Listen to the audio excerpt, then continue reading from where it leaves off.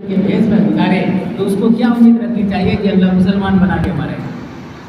جبکہ اللہ زندگی گزارے نہیں بلکہ پاکیزہ زندگی دے کر گئے. بہت ہی خوبصورت زندگی ہے. جو اس زندگی کو اپنائے گا واقعی وہ انسان کامیاب ہو جائے گا. دنیا میں بھی عزت کی زندگی بسر کرے گا, آخرت میں بھی ہمیشہ ہمیشہ کے لیے کامیاب ہو جائے گا, جنت کا حقدار بنے گا, جنت کا وارث بنے گا. تو جو چیز کامیابی کی ہے اسی کو ہم پیچھے چھوڑے ہوئے. ہم سوچتے ہیں کہ دنیا میں ہم دنیا سنبھال لیں گے, ہم کامیاب ہو جائیں گے. تو کتنا بنا سکتے ہیں؟ قارون سے زیادہ تو ہم دولت اکٹھی نہیں کر سکتے. کہ قارون کا جو خزانہ تھا اس کی چابی 70 جو ہے کچروں پر لا دی جاتی تھی, تو خزانہ کتنا ہوگا. لیکن اللہ نے کیا کر دیا, فخسفنا بہ وبدارہ الارض, اس کو اس کے خزانے سمیت دھسا دیا. اس کے دولت اس کے کام نہ آئی. تو ہمارے پاس تو کچھ ہے ہی نہیں. ہارون رشید بیٹھے ہوئے ہیں, محمد ابن سماک آئے, کہا کہ محمد نصیحت تو کرو. اور ہارون رشید کے ہاتھ میں پانی کا گلاس, کہا کہ یہ آپ کے ہاتھ میں پانی کا گلاس ہے, اگر ساری دنیا سے پانی ختم ہو جائے, ایک بولے میرے پاس ہے, تو آپ اس پانی کو حاصل کرنے کے لیے کیا کریں گے؟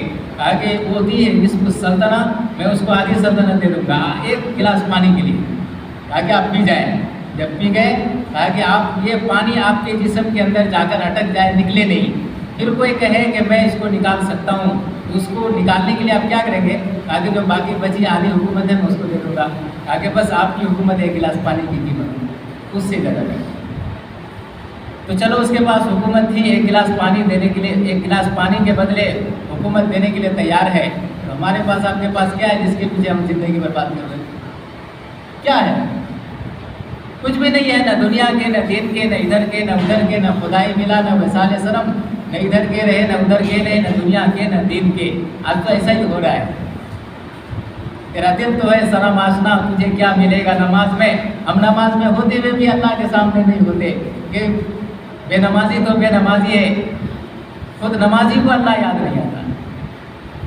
اللہ سے کٹتے جا رہے, اللہ سے کٹتے جا رہے.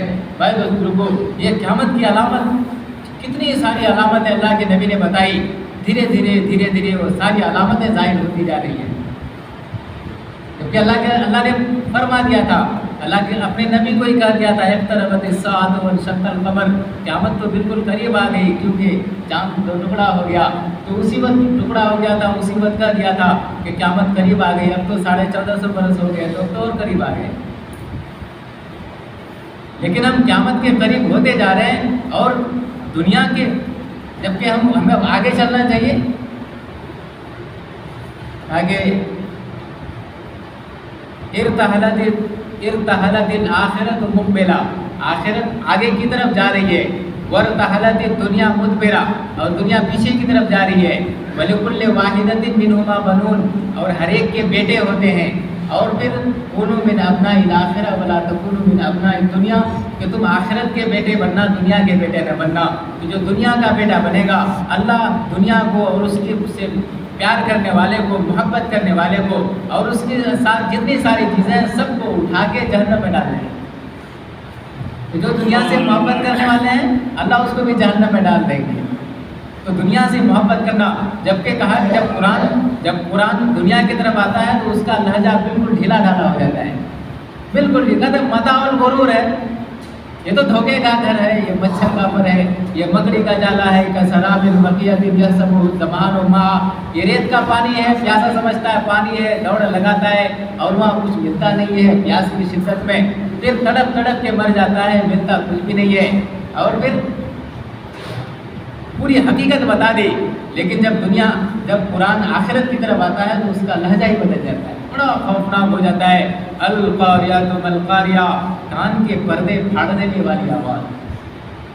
دیکھیے لہجہ بدل گیا نا. دنیا کی طرف آیا تو کہا کہ یہ متاع قلیل ہے, یہ متاع الغرور ہے. جب آخرت کی طرف آیا تو کرا ہے کہ القاریۃ ما القاریہ, کان کے پردے پھاڑ دینے والی آواز. وما ادراک ما القاریہ, آپ کو پتہ ہے کہ وہ کان کے پردے پھاڑ دینے والی آواز کیسی ہوگی؟ یوم یکون الناس کالعہن کالفراش المبثوث, جس دن انسان پتنگے کی طرح اڑتے پھریں گے. وتکون الجبال کالعہن المنفوش, جس دن پہاڑ روئی کے گالے کی طرح اڑتے پھریں گے۔ فَأَمَّا مَنْ ثَقُلَتْ مَوَازِينُهُ، جس کی نیکی کا پلڑا جھک جائے گا، فَهُوَ فِي عِيشَةٍ رَاضِيَةٍ، اس کی مرضی کے مطابق اس کو زندگی ملے گی۔ وَأَمَّا مَنْ خَفَّتْ مَوَازِينُهُ، اور جس کی نیکی کا پلڑا ہلکا ہو جائے گا، فَأُمُّهُ هَاوِيَةٌ، اس کا ٹھکانہ ہاویہ ہوگا۔ وَمَا أَدْرَاكَ مَا هِيَ، آپ کو پتہ ہے وہ کیا ہے؟ نارٌ حامیہ، وہ بھڑکتی ہوئی آگ ہوگی۔ اور کیا ہوگی؟ نزاعۃ للشویٰ تدعو من ادبر وتولیٰ، ایسی آگ کی کھال کو بھی اتار دے گی۔ اور کلما نضجت جلودہم بدلناہم جلودا غیرہا لیذوقوا العذاب، کہ جب کھال جلے گی تو دوسری کھال بنا کے تیار کر دیں گے تاکہ وہ عذاب کا مزہ چکھتے رہیں۔ تو ہم حقیقت سے دور ہیں، اس لیے کہا جاتا ہے بھائی حقیقت کی طرف آئیں۔ یہ دنیا حقیقت نہیں ہے، یہ دنیا باطل ہے، آخرت حقیقت ہے۔ کہا گیا دنیا عرض حاضر، یہ دنیا گری پڑی چیز ہے، یاکل منھا البر والفاجر، اس سے نیک لوگ بھی کھا لیتے ہیں، برے لوگ بھی کھا لیتے ہیں۔ والآخرۃ اجر صادق، آخرت ایک سچی حقیقت ہے۔ یقضی فیہا ملک عادل قادر، جس میں ایک انصاف کرنے والا، قدرت والا بادشاہ فیصلہ کرے گا۔ یحق الحق و یبطل الباطل، حق اور ناحق کو الگ کر دے گا۔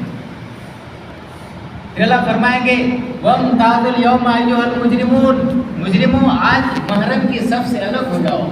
وہاں تو ایک ساتھ رہ جاتے تھے، بے نمازی اور نمازی اکٹھے زندگی گزار لیتے تھے، لیکن یہاں فیصلے کا دن ہے، دودھ اور پانی ملا لیتے تھے، بیچ لیتے تھے، لیکن یہاں اب ملا نہیں سکتے، سب کو الگ کیا جائے۔ انہم یرونہ بعیدا ونراہ قریبا، تم تو کہتے ہو قیامت ابھی بہت لیٹ ہے، ابھی بہت زمانہ ہے، اللہ کہہ رہے ہیں کہ بس نزدیک ہے، آیا جاتی، ونراہ قریبا وما امر الساعۃ الا کلمح بالبصر، قیامت کا معاملہ تو بس پلک جھپکنے کی دیر ہے، بس آ جائے گی۔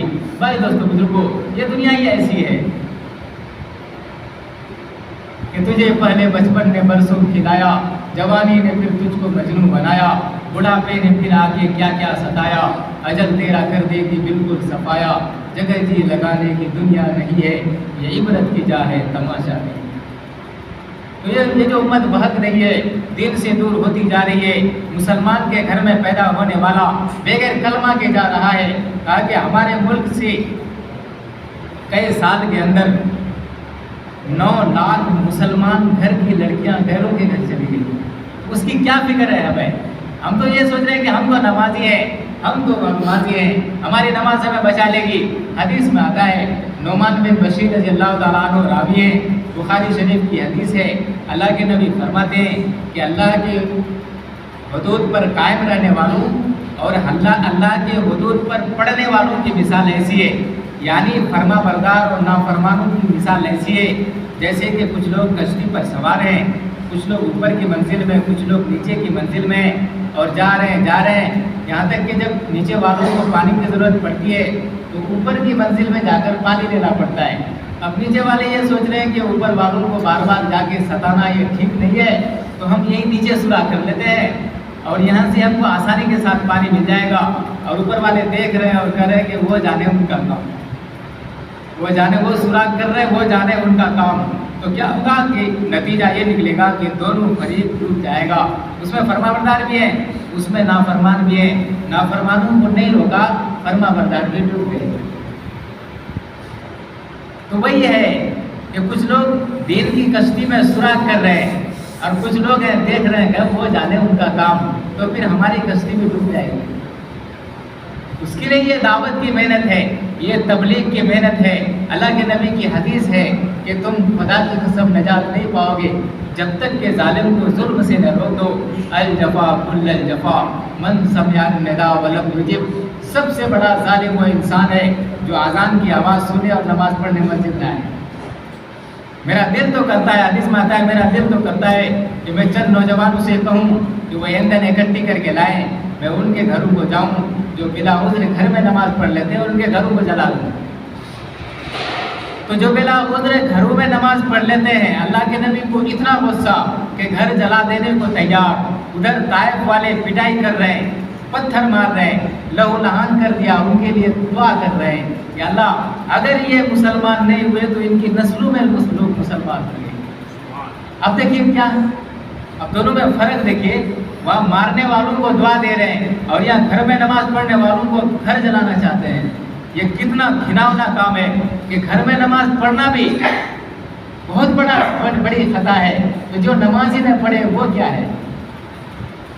سوچ کے دیکھیے بات لوگوں، آج 95% لوگ نماز سے دور ہو گئے ہیں۔ جہاں بے نمازی کا سایہ چلا جائے وہاں سے برکت چلی جاتی ہے، جس گھر میں بے نمازی اور وہاں کہاں سے برکت آئے گی؟ زبا بن زہیر رضی اللہ تعالیٰ عنہ فرماتی ہیں کہ حضرت مقداد بن اسود رضی اللہ تعالیٰ عنہ مقام خبخیا پہنچے، حدیبیہ کے راستے میں یہ جگہ پڑتی ہے۔ جب وہاں پہنچے تو ان کو قضاء حاجت ہوئی، تو گئے قضاء حاجت کے لیے، تو دیکھا کہ بل ہے، بل میں سے ایک چوہا نکلا، ایک اشرفی کو نکالا، باہر رکھ دیا، پھر اندر گیا، پھر نکالا، پھر اندر گیا، اس طرح 18 اشرفیاں لا کر باہر رکھ دی۔ حضرت مقداد نے ان اشرفیوں کو اٹھایا، اللہ کے نبی کے پاس لے گئے، کہا کہ یا رسول اللہ یہ اشرفیاں میں آپ کو ہدیے میں دے رہا ہوں، کہا کہ یہ تو بتاؤ لائے کہاں سے؟ کہا کہ چوہے کے دل میں سے یہ اشرفیاں ملی ہیں۔ کہا کہ تم نے خود سے تو نہیں نکالی؟ کہا کہ نہیں، چوہے نے نکال کر دی۔ آپ نے فرمایا کہ یہ تیرے مقدر کی روزی ہے، اللہ نے تجھ تک پہنچائی۔ کہ ان کا ایمان ایسا تھا، ان کا یقین ایسا تھا، ان کے اعمال ایسے مضبوط تھے کہ اللہ ان کو دلوں کے اندر سے روزی نکال کے دیا کرتا تھا۔ آج ہمارا ایمان ایسا کمزور ہوا کہ آج کماتے ہیں، ساری کمائی بل میں ڈال کے آ جاتے ہیں۔ سب سے زیادہ جو بل میں جاتا ہے ڈاکٹر کے بل میں چلا جاتا ہے۔ ادھر کماتے ادھر ڈاکٹر کو دو، ادھر کماتے ادھر بجلی میں دو، ادھر کماتے ادھر کیس میں ڈالو، ادھر کماتے ادھر بہت سارے مقدمات ہیں، کیا کیا ہیں، ساری کمائی ہم بل میں ڈال کے آ جاتے ہیں۔ اور پھر خدا نے دیا پیسہ لے لیا، بھینسا دودھ دہی والے کا ہم جیسے کا پیسہ، ہمارا کچھ نہیں، تو وہی حال ہو گیا، نہ ادھر کے رہے نہ ادھر کے رہے۔ تو کیوں نہ ہم اعمال پر جمیں، ہمارے اعمال مضبوط ہوں، اعمال عبادت اور اعمال دعوت مضبوط ہو جائیں، اللہ تبارک و تعالیٰ ہماری دنیا کو ہی ہمارے لیے جنت بنا دے گا۔ یہ اللہ کا وعدہ ہے، اللہ تمہیں سکون دے دے گا، اللہ تمہیں معذرت بزرگوں، یہ دیکھیے کہ یہ جو دعوت کی محنت ہے جو نہیں کرتا ہے، اللہ قرآن میں فرماتے ہیں کہ ان تتولوا یستبدل قوما غیرکم ثم لا یکونوا امثالکم، کہ جب تم پھر جاؤ گے، اچھا دین سے پھرنے کا مطلب دین کی محنت سے پھرنا، دکان چھوڑ دینے کا مطلب دکان کی محنت چھوڑ دینا۔ بھائی ہم نے دکان چھوڑ دی، کیا مطلب؟ دکان میں آنا جانا چھوڑ دی، ہم نے یہ دین کی تجارت چھوڑ دی۔ هل ادلکم علی تجارۃ تنجیکم من عذاب الیم، میں تمہیں ایک تجارت بتاتا ہوں جو تمہیں دردناک عذاب سے بچا لے۔ وہ تجارت کیا ہے؟ کہ تؤمنون باللہ ورسولہ، تم اللہ اور اس کے رسول پر ایمان لاؤ۔ اللہ اور اس کے رسول پر ایمان لانے میں دین کے سارے ارکان آ گئے، کیونکہ ایمان سر فہرست ہے، اس کے بغیر کوئی عمل ہی قبول نہیں، اور کوئی بھی عمل قبول ہوگا تو ایمان کے ساتھ قبول ہوگا۔ تو ایمان کے دائرے میں ساری چیزیں آ گئی، وَتُجَاهِدُونَ فِي سَبِيلِ اللَّهِ بِأَمْوَالِكُمْ وَأَنفُسِكُمْ، اور جان مال کے ساتھ اللہ کے راستے میں جہاد۔ ذَلِكُمْ خَيْرٌ لَكُمْ إِن كُنتُمْ تَعْلَمُونَ، یہی تمہارے لیے بہتر ہے اگر تم سمجھ رکھتے ہو۔ يَغْفِرْ لَكُمْ ذُنُوبَكُمْ، سب سے پہلا انعام کہ اللہ تمہارے گناہوں کو معاف کر دیں گے۔ وَيُدْخِلُكُمْ جَنَّاتٍ تَجْرِي مِن تَحْتِهَا الْأَنْهَارُ، اور ایسی جنت میں داخل کریں گے جن کے نیچے نہریں بہہ رہی ہوں گی۔ آگے فرماتے ہیں وَأُخْرَىٰ تُحِبُّونَهَا نَصْرٌ مِّنَ اللَّهِ وَفَتْحٌ قَرِيبٌ، اور دوسری چیز جس کو تم پسند کرو گے وہ کیا ہے؟ نصرت اور فتح کا دلہ۔